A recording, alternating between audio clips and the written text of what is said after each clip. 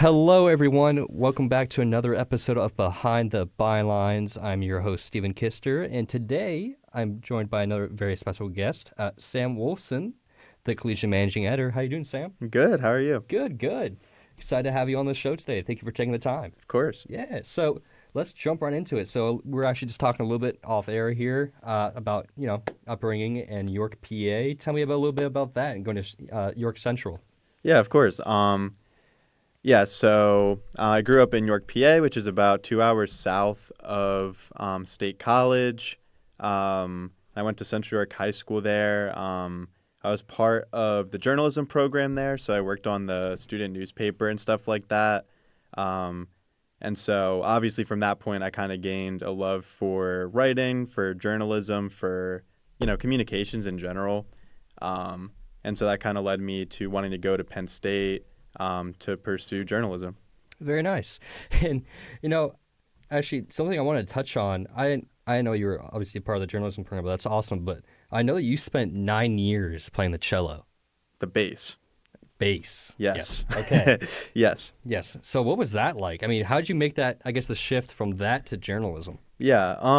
Well, so I always I've just liked music in general, kind of as a hobby. Yeah. And so it was the start of fourth grade in school is when we all chose our instruments. I chose the bass because nobody else did.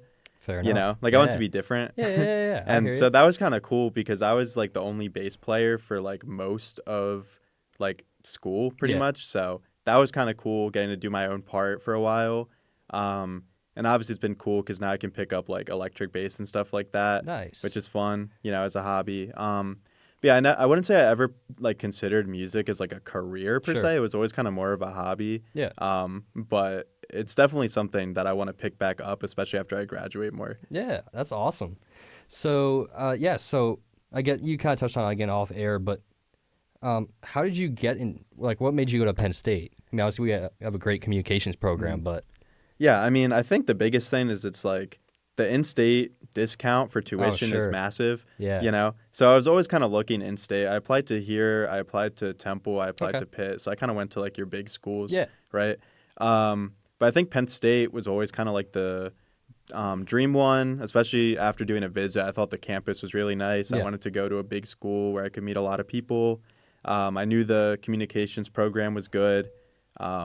So yeah, that was kind of all my reasons. Nice. And so did you know about the Collegian before coming in, or is that something you kind of learned of on campus? I knew of it when I went to visit. Okay.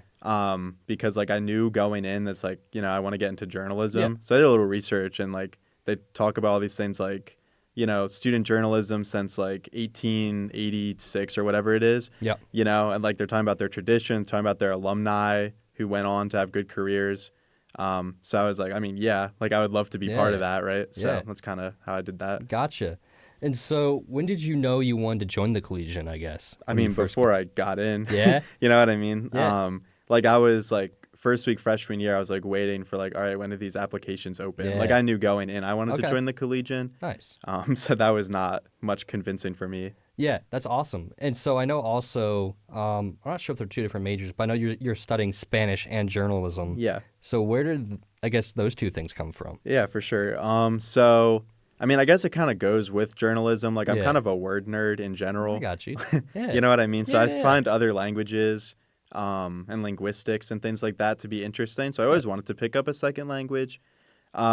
So I took Spanish classes in high school, and you have to take Spanish classes as part of a comm degree. Not Spanish, but any foreign language.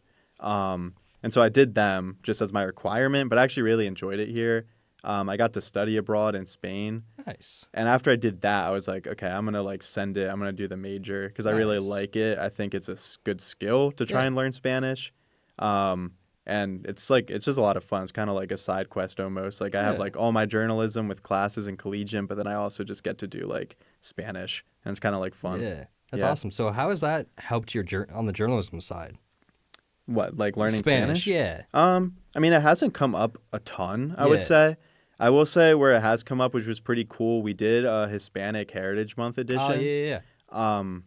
This fall, and so I was able to read articles that are written in Spanish and like kind of edit them, like Yeah. and make sure that like it makes sense and stuff like that. Yeah. Which was like pretty cool to see. Like this is how far I've come that I can read this and be like, yeah, I know what this means. You know what I mean? Yeah. That's So awesome. that was a kind of a cool crossover Yeah. So is that something like would you consider doing journalism work like overseas? for sure. Yeah. I mean that's kind of the dream, really. Okay. Like, Yeah. any way I could get to travel to another country and Sure. stuff like that would be sick. So- Even just in like even in the United States, Yeah. like cover a Hispanic community, I think would be cool. That's awesome. So would you be kind of like in the freelance world? Like, is that something you're looking for? Yeah, I mean, I think you're always kind of looking for freelance opportunities, especially when you're out of school. You're kind of looking for as many clips as you can get, as many connections you can get. So I think I want to settle down at like a paper like that, Yeah. but like I'll always be down to do freelancing. Yeah. Like if the opportunity's cool enough, yeah. Yeah, absolutely. And then, so now moving in kind of to your beginning of your time at the Collegian, start out as a sports reporter. What was that kind of experience like? I'm sure like everyone else, you start with this candidacy program. Did you know going in that you wanted to be a sports guy, or is that kind of something that you discovered? Yeah, I was going in looking for sports. Okay. And so obviously it's been a lot of fun getting to cover sports here. Penn State's like a great school to Yeah. cover sports at. So yeah, I got on, candidacy I was on covering women's volleyball. Okay.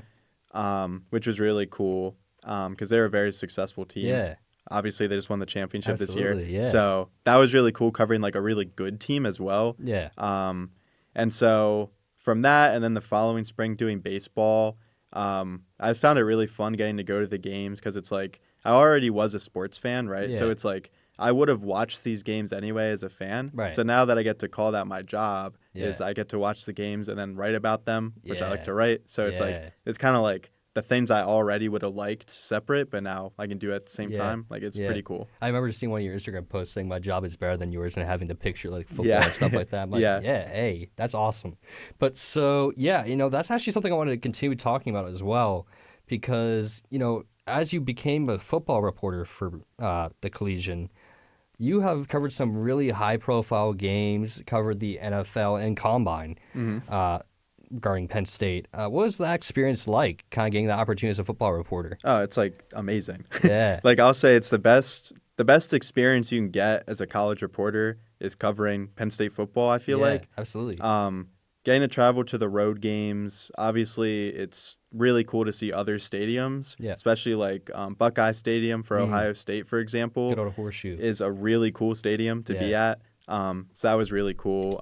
We went to the Peach Bowl in Atlanta, Yeah. which was awesome. That stadium's like amazing. And I think also like from a career standpoint, it's cool because you Yeah. end up getting to connect with a lot of professional journalists on the Penn State beat, but also when you travel, you get to talk to beat reporters for other teams. Yeah.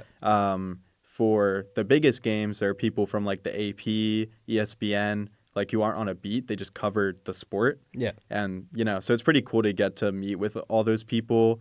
Even just like saying like hello, like Yeah. it doesn't have to be long. It's just kind of cool to be like in the same room as people you kind of look up to, Yeah, absolutely. And so actually, so I know I think we're at the same year coming at 21. Coming into those first years, I think Penn State was pretty good, but they're not to like, where they are now. And you mentioned being able to go to the Peach Bowl and stuff like that. What was that transition like, kind of going from a team that was pretty good to a team now that could potentially win a national championship next year? Yeah. Obviously you don't want to root for the team when you're covering absolutely. them, but at the same time, like I think It's hard not everybody to. was rooting for them to go all the way, right? Yeah. Because it's like each time they win another game, you get to go to another really cool place Right. and stuff like that. So I think definitely like the future of the beat, unfortunately, I won't be on it Right. most likely, right? But like I think next year they have just as much of a chance as anybody to win Yeah. the championship. Like Yeah. that'll be amazing for Absolutely. our reporters. And that actually leads into the next question I have. Would you want to stay, like get like maybe work for like Saturday Times or something like that, or continue covering Penn State sports, or? I mean, for sure. Yeah. Yeah. I think Penn State football is one of the cooler things you can cover in PA if I were to stay local. Yeah, Yeah, for sure. absolutely. So I guess that kind of leads into my next question. So what, obviously you said your dream would be to kind of work overseas, but kind of getting a little further into that, what is your dream kind of job as a reporter or journalist? I would say my dream job would be covering soccer in Spain, like in Madrid or Yeah, Barcelona, for that'd be example. sick. That would be kind of the dream. I think just in general, getting to cover any professional Yeah, sports team would be really cool. But I think getting to do it in Spain, where Spain's like a super beautiful country, obviously. absolutely. And like, I don't know, the soccer scene there is like Yeah, just crazy. So I yeah, feel like that would be a lot of fun. yeah. So you would actually lean towards the soccer side, so I'm hearing. Yeah. Okay, nice, Mhm. nice. Have you done soccer reporting before, or will that be something new for you? Yeah, I did women's soccer Okay, here. nice. What And was I that? like played it. So it's like I Oh, know there the you go. sport anyway. Yeah, Yeah. yeah, yeah. So I guess, what made you choose football, I guess, over soccer? Well, here I chose football because it's like just like the bigger sport, Right. I would say. And I still would choose football as my first choice if I was here. Okay. Like football is like my favorite sport, Okay, yeah, but yeah, I yeah. think just the experience of covering soccer in a Yeah, European country in general sure. is just like something like I feel like I got to do if I can. Like Yeah. I couldn't pass on that No, opportunity. absolutely. And so, would you want to stay more like the reporter side, or would you obviously the managing editor now for Mm. the Collegian? Would that be something you'd be interested as well, or? Yeah, I think long term, yeah, I think I'd settle into an editor position. Okay. I think it would be kind of similar to, I guess, like my path at the Collegian, right? So I'm Yeah. like reporting. I get my fill of reporting, then I kind of step into a leadership role. Right. I feel like that would be kind of ideal. Nice. Awesome. And so, do you kind of have anything, leading up after college, or are you still kind of looking at this point? Not yeah, I'm Yeah, still looking. Yeah. I got you.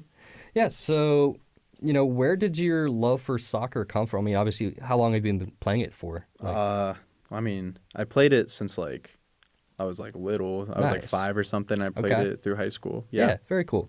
And something actually I just remembered I wanted to ask you is, as a Penn State guy, it's very big, and even in the Collegian, I know that's something that we pride ourselves on. And I always actually want to ask the sports reporter this: how do you keep your own sort of interests as a Penn State football fan, down as a sports reporter? Yeah. I don't know.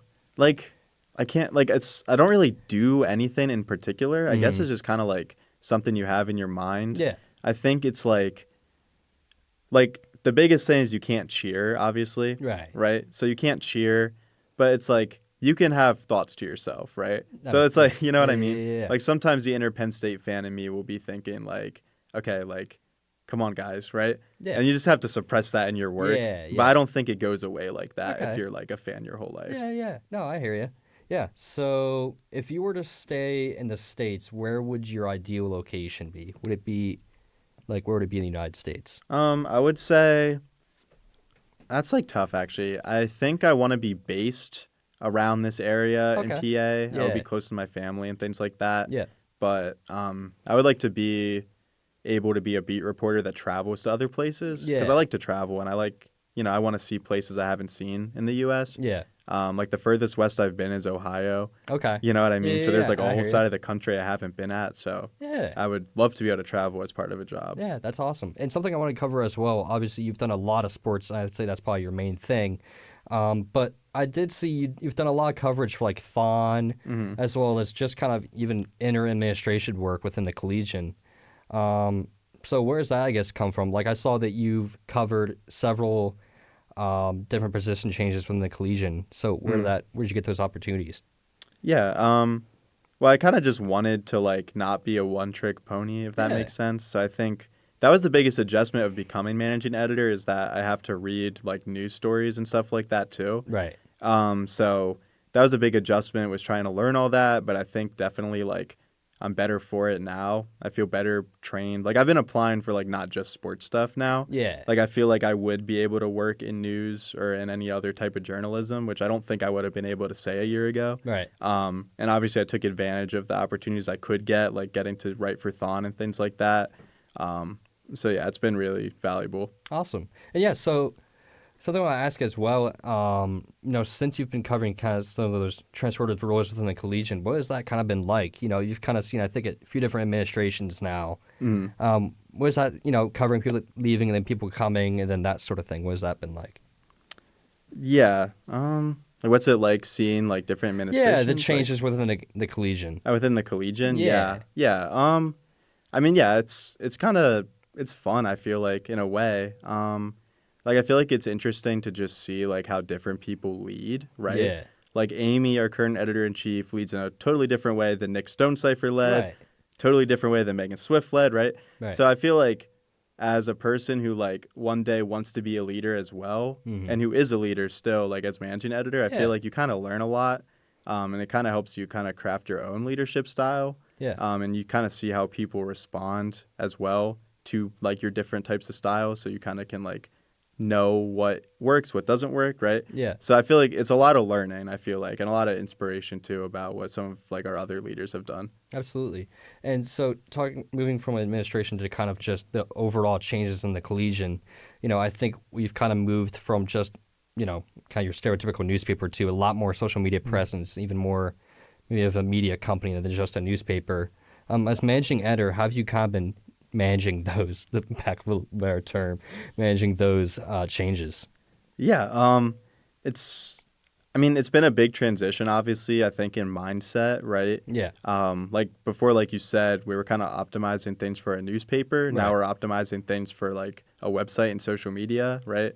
So on my end, I would say it doesn't change a whole lot as far as like reading stories. I think it kind of changes in terms of pitching stories. So before they're actually written, thinking about, okay, what are ways that we can present this story not just as a written article, right? Right. Like anytime that we can make like a social media post out of this story using photos that we get or videos that we get, that's a way we can kind of like make a story like stand out and actually reach our audience better.